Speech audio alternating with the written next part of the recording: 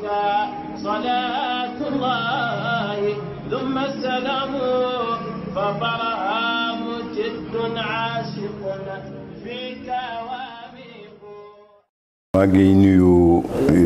presse bi fi ñëw tey pour fekkee conférence de presse bi gannaaw ba ñu ziyaara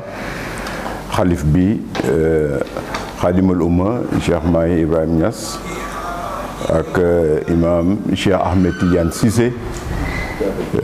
di leen nuyu di nuyu waa Medina Baye di nuyu waa Kër Baye Niass yëpp ak taalibi Baye Niass yëpp di leen nuyu di leen ziar tey nag conférence de presse bi li mu accès wu mooy la relance des grands travaux de la Fayda Tidiania. Comme ni ngeen ko xamee dañ fi sumboon ay projets yu ñu commencé woon waaye bi gàmmu gi jotee ñu arrêté doon bàyyi ñi en tout cas nit ñi ko doon organiser mën a dem noppalu tuuti parce que xam nga ne toog nañ fi 6 mois wala 7 mois boo xam ne ñoom ñëpp kenn demul fenn kenn tukkiwul kenn doxiwul benn soxla gannaaw nag bi gàmmu gi passé lañ ne ok dañ bàyyi nit ñi dem lijjanti jiwaat seen ay soxla ba ci kanam fekk ñu gën a noppalu ndax dafa métti woon loo xam ne nii at nga ko waroon a liggéey nga liggéey ko ci 5 mois xam ngeen ne guddeeg bëccëg liggéey nañ ko fii loolu moo tax nag ñu ne kon nañ dem noppalu jiwaat préparé wu waat soog a ñëw mën a yeggal liggéey bi léegi nag relance bi principalement c'est axé ci finition wu esplanade bi comme esplanade bi dañu defoon gros œuvre yi mu tombeek gàmmu gi ñëw ñee nañ bàyyi ñu gàmmu ci yàlla may ñu mën cee gàmmu ba gàmmu gi passé léegi nag dañ ko war a reprendre pour finir ko def finition yi nga xam ne fii ak gàmmu gii di ñëw ñu mën koo jébbal xalif bi ñu mën cee gàmmu di ci mën a conférence di ci mën a def yeneen activités yu nekk donc loolu nag dafa laaj ñi nga xam ne nii mooy ñii ngeen gis fii ci table yi ñu équipe bi nga xam ne nii ñoo ko yoroon doon ci liggéey ñoom ñëpp ñu taxawaat ne ok nañ ko songaat pour que liñ ci bëgg yàlla bu soobee yàlla ak barke Baye defal ñu ko pour que ñu mun ko yeggale ci jàmm ak salaam donc finition yi mooy finition carrelage mooy finition une partie de gros œuvre mooy une partie de plafonnage la climatisation la sonorisation l'éclairage ak yi mu àndal yëpp y compris la voirie nga xam ne dinañ def tuuti assainissement pour que en cas de pluie parce que yéen ñëpp xam ngeen ne day tombe ci saison des pluies waaw ci nawet la ñuy tombe nga xam ne donc même mun nañ gàmmu ci biir nawet loolu moo indi woon ñu def fi esplanade bi pour que tamit su tawee tamit dinañ mën a gàmmu ci jàmm ak salaam ndaxte suñu xasee ba nekk ci suufu esplanade bi alhamdulilah danañ mën a def li ñu bëgg ci gàmmu gi kon nag relance u grands travaux yi mooy loolu aussi yaa Medina Baye nouvelle ville nga xam ne ñu ngi wàcc pour def lépp loo xam ne nii plan d'aménagement beeg assainissement yeeg plan yeeg yëpp ñu ngi ci di ci liggéey bu baax actuellement fay ci ñolaaneem donc pour que ñu mën a continuer travaux yi au-delà de esplanade bi nga xam ne c'est des travaux de finition maintenant dañuy envisager comment faire maintenant pour continuer li ñu fi waxoon mooy les grands travaux xam ngeen ko jumaa jaa ngi fii y avait l'hôpital il y a l'université donc il y a la Medina Baye nouvelle ville avec ay kër yu bees ak yooyu am na ak yeneen infrastructure mooy fii ci gannaaw il y a le centre d'épuration et de potabilisation des eaux avec château d'eau il y a la centrale solaire et cetera nga xam ne nii yooyu yëpp projet Medina Baye la yoo xam ne nii dañ ci bëgg a taxaw pour que liggéey bii ñuy def en amont ci esplanade bi mais en aval ñu ngi liggéey architecturellement parlant techniquement parlant ak techniciens yi pour que yooyu yëpp mën a yemb mën a pare xam ngeen ne une nouvelle ville moom du caaxaan parce que urbanisation bi dafa compliqué. Dieu merci am nañ appui direction de l'urbanisme keroog dem nañ def réunion foofu sur le site man ak directeur de l'urbanisme directeur du centre fiscaux des centres fiscaux directeur au cadastre ñun ñëpp ñu ànd ak géomètre yi dem sur le site pour xool liggéey bi comment lañ koy mën a defaree mu yomb kon nag ñu ngi ci liggéey bi même suñu nit ñi déggul ñu ngi ci liggéey bi donc loolu dafa nekkul loo xam ne nii lu yomb la techniciens yi partie boobu ñoom ñu ngi ciy liggéey bu baax esplanade bi nag li ñu bëgg mooy mu nekk esplanade bu mucc ayib boo xam ne nii su paree day nekk référence en Afrique et dans le monde en tout cas parce que tout simplement site bu ñu déjee en tout cas yonent bi sallallahu alayhi wa sallam du caa amagul jumaa daal ñu ngi koy tabax waaye site bu ñu ko déjeel di fa gàmmu di fa def ay manifestations religieuses amagul donc loolu moo tax ñu ne nañ ko defar ba mucc ayib loolu avec la participation de toutes les bonnes volontés mooy taalibe yi xam naa ne sëriñ bi dina leen ci gën a ñaax pour que dañ daan def rek ñëw indi ñi am doole ñi mën a liggéey ñi amas dërëm ñi amas tuut lépp ñu ñëw jàpp ci liggéey bi pour que suba en tout cas ñëpp ne man bokkoon naa ci liggéey bi te lii man def naa ci sama doole def naa ci sama kàttan def naa ci sama am-am kon du suñu liggéey ñun ñi toog fii ci table bi yëpp mais liggéeyu taalibe yëpp la taalibe ko moom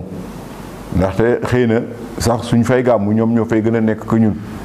waaye dañ koy defar pour jaamu ci yàlla xidma ci Baay Ñas nga xam ne mooy suñ sëriñ kon nag loolu moo tax indi woon tey conférence de presse bi pour mun nañ ko tuddee la relance des grands travaux de Médina Baye voilà donc en partant du fait que esplanade bi mooy le point focal mooy priorité bi tey pour que ñu mun koo pare très rapidement pour que liñ ci war a def yëpp ñu mun koo def donc boobu ba léegi ñu ngi ciy liggéey nañ ci bu baax a baax a baax a baax ba nga xam ne yaakaar naa semaine prochaine man ak Cheikh Baye ak Moustapha Mahi danañ dem Chine bu nga xam ne nii lépp loo xam ne nii matériel la bu ci war a dem ñu dem jëli ko def ko ci ay conteneur mu ñëw mu nekk ci yoon bi nga xam ne su yegsee rek techniciens yi dañuy nekk di monter entre temps yeneen techniciens yi mooy tout ce qui est coffrage maçonnerie ak yooyu nga xam ne ni travaux de finition la ñoom le temps que conteneur yi ñu koy chargé muy ñëw fekk ñoom ñu ngi def seen ay finition nga xam ne su yegsee teg rek lañ ciy def di poser voilà donc am nañ yaakaar ne avant gàmmu gi peut-être quelques mois sax avant dinañ ko mën a livrer xalif bi incha allah parce que karo yeeg yëpp ñëw na ba pare mi ngi fii ci biir et que donc à ce niveau là foofu loolu du poser problème. Pour résumer en français je voulais tout simplement dire que la presse d'aujourd'hui est animée par la relance des grands travaux de la Fayda Tijaniyya, c'est-à-dire que nous avions durant le Mawlud 2023 remis au Khalif donc les grosses œuvres, comme on peut l'appeler ainsi, donc de l'esplanade Mawlud Nabi. Donc le Khalif a décidé d'offrir au prophète Mohammed sallallahu alayhi wa sallam, et nous sommes évertués à finir ce bâtiment afin qu'il puisse on puisse y célébrer donc le Mawlud. Toutes choses étant finies, nous avons pris le temps de nous reposer, le temps de techniquement revoir l'ensemble des autres infrastructures et autres projets à faire pour travailler directement avec les techniciens. Donc nous avons pratiquement bouclé cela et nous sommes aujourd'hui dans une dynamique de relancer les grands travaux. Les grands travaux, qui commence, dont la priorité était l'esplanade, mais l'esplanade, tout simplement, actuellement, des travaux de relance, des travaux de finition. Donc, après ces grands travaux, nous avons la mosquée, nous avons Medina Baye Nouvelle-Ville, où nous aurons à implanter donc l'université, nous aurons à implanter l'hôpital, nous aurons à implanter beaucoup d'autres infrastructures, y compris donc les habitations. Bon, donc c'est en fait, en résumé, pour en tout cas relancer ces travaux après une période de repos. Donc nous avons souhaité vous rencontrer afin qu'on puisse échanger autour de la relance de ces grands travaux et que donc nous sommes à votre écoute, en tout cas pour répondre à vos questions afin qu'on puisse avancer. Voilà. Mon nom est Abdoulaye Fall. Je voudrais un peu avoir une idée sur l'enveloppe qui sera injectée pour le reste des travaux. Aussi, tantôt vous avez aussi parlé de Medina Baye Nouvelle-Ville et on a vu une autre organisation qui est née ici à Medina Baye et qui est intitulée les fonds de la Fayda. Est-ce que vous travaillez en fonction de cette connotation avec justement cette organisation-là? Merci. Voilà. Merci. En ce qui concerne le budget pour la finition de l'esplanade, en tout cas, comme vous le savez, nous avons au niveau donc des grands travaux, comme vous le savez, ce sont les talibés qui financent nos projets. Bon, donc, nous budgétisons en fonction de nos besoins et de qui peut faire quoi. Vous comprenez? Bon, donc, compte tenu du fait qu'à ce jour, ce sont des bonnes volontés qui vont plus ou moins financer une bonne partie donc, de cette finition et de quelques talibés. Bon, donc, on ne peut pas annoncer ici de chiffres parce que tout simplement, à l'arrivée, à la fin des finitions, lorsque nous aurons à remettre les clés, comme on le dit, du projet au Khalif, à partir de ce moment, nous vous dirons exactement combien nous avons dépensé par rapport aux finitions. Vous savez qu'aujourd'hui, nous sommes à 800 millions par rapport à cette esplanade. Voilà. Bon, donc, à la fin des travaux, nous ne manquerons pas de revenir vers vous lors d'une conférence de presse pour vous dire que nous avons fini et que nous avons finalement le projet a coûté X francs. Par rapport au fonds Medina Baye, c'est une volonté du Khalif aussi. Donc c'est un autre démembrement donc, du Khalifa. Bon, et que effectivement, nous sommes en symbiose, nous sommes à leur disposition parce que le fonds Medina Baye, il mobilise des fonds. C'est pour financer des projets. Et que nous sommes l'institution qui exécute les projets. Voilà, donc que ce soit le fonds Medina Baye, que ce soit tout autre fonds ou toute bonne volonté qui viendrait nous donner un coup de main dans le financement du projet, nous sommes partants et que nous les accueillerons à bras ouverts. Donc ce qu'on peut faire, c'est exprimer nos besoins,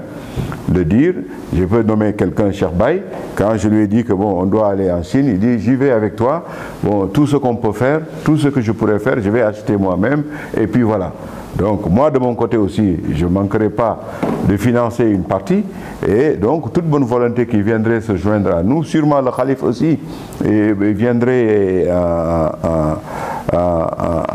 appoint,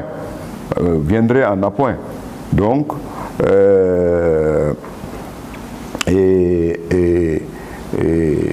donc toute bonne volonté en tout cas serait la bienvenue. Donc nous avons à nos côtés ici l'honneur de recevoir le président Ansaroudine. Bon, donc budget bi mënuy guñ ko xayma suñ demee ba ci càppandawul ba pare dañ la wax ne lii lañ ci yokkaat ci 800 millions yi lañ ci dépensé. Beneen bi mooy parce que xam nga ne projet bi du financement boo xam ne nii xaalis bi dañ ko teg dégg nga xaalis bi dañ ko teg ci première phase bi amoon nañ apportu président Macky Sall bu ñu jàppale woon de 300 millions ñun ñu complété du dëgg waaye bii amaguñu mais comme ñun taalibe yi dañu gëm ne ñun mën nañ demal suñ bopp donc ñu ne nañ ko commencé waaw donc moo tax ñu ne su fi Ansaarud-Din président am nekkee xam nga kooku dinañ ci mën dimbale du dëgg voilà parce que moom ci agence des grands travaux la bokk du dëgg ndaxte Ansaarud-Din moo yor taalibe yi voilà donc ñuy saluer présence am di ko rafetlu rafetlu parce que kilifa la mënoon na wax ne conférence de presse la aw ma jot nangam waaye Baye Niass mi ñuy liggéeyal yaakaar naa ne moom nga xam ne nii doomam la mu ñëw toog ci suñu wet daf ñuy gën a jox doole daf ñuy gën a encouragé ma ko ci sant di ko gërëm bu baax waa bureau bi yëpp ñoo ko ci sant di ko ci gërëm voilà donc Fonds Médina Baye bi ngay wax noonu comme li ma la expliqué ne volonté wu xalif bi la pour que Médina Baye ñu mun di dajale xaalis boo xam ne nii suñuy projet fonds bi dina ko mën a financer du dëgg donc ñun ñooy branche bi nga xam ne mooy exécuter travaux yi léegi nag ñun suñu fonds joxee Macky Sall jox ñu keneen jox ñu day tax chantier bi gaaw parce que soo liggéeyee ba ngoon jot di nga fay ouvrir voilà donc loolu lay jëriñ di nga jënd ciment di nga jënd lii di nga jënd laa dem nañ fii ba nga xam ne ñun soxla ko ñu jox xaalis indil ciment indi béton indi fer li ñuy liggéeyee soo ko indee ñun soxla wuñu leen bon donc pour vous dire que on est en phase et que ay mbokk lañu yoo xam ne ñu ngi liggéey bu mucc ayib ci seen wet ñun tamit ñu leen di tàllal loxo pour que su fekkee ne mën nañ ñëw jàpp ci liggéey bi ñu ñëw jàpp ci. déedéet mooy ku mel ni Cissé waaw dañu am ak Cheikh Siraj Din ak Abdoulaye Akhibou waaw xam nga ñoom ñu ngi ci liggéey Taïba beek ak yooyu nga xam ne ñu ngi koy préparé samedi bii di ñëw loolu rek moo tax tey gisuñu leen faaye ba démb ci ngoon ñun ñoo nekkoon waaw. yaa ngi doon annoncé benn campagne de levée de fonds ngeen di ko def à l'étranger yaa ko chiffré woon ci 250 millions de dollars. bëgg nañu xam également ci campagne boobu noonu fan ngeen ci toll est-ce que am na wala amul. waaw amagul ci organisation rek la ñu nekk waaw parce que xam nga après bi ñu la waxee ne la après ku nekk da nga dem rek la ji say mbir daal bon donc ñu xaw a tasaaroo parce que man mii sax dama demoon parce que dama fi toog lu yàgg. donc ba nga xam ne suma liggéey dafa war a xaw a dafa taxaw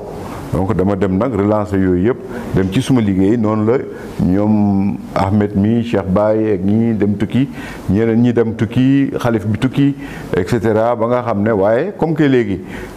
liggéey bi reprendre na on va relancer tout ça là pour xool naka lañ koy defee pour mu gën a yemb voilà. président. ci conférence de presse bi passé. waxoon nga fii maanaam benn initiative boo xam ne jëloon ngeen ko pour dem fi nga xam ne mooy sous-région bi ci mel Nigéria ak Ghana bi demee noonu président de la République sax confirmé woon loolu dañ si jàpp ngeen toll si loolu waaw mooy li Moussa Fall wax rek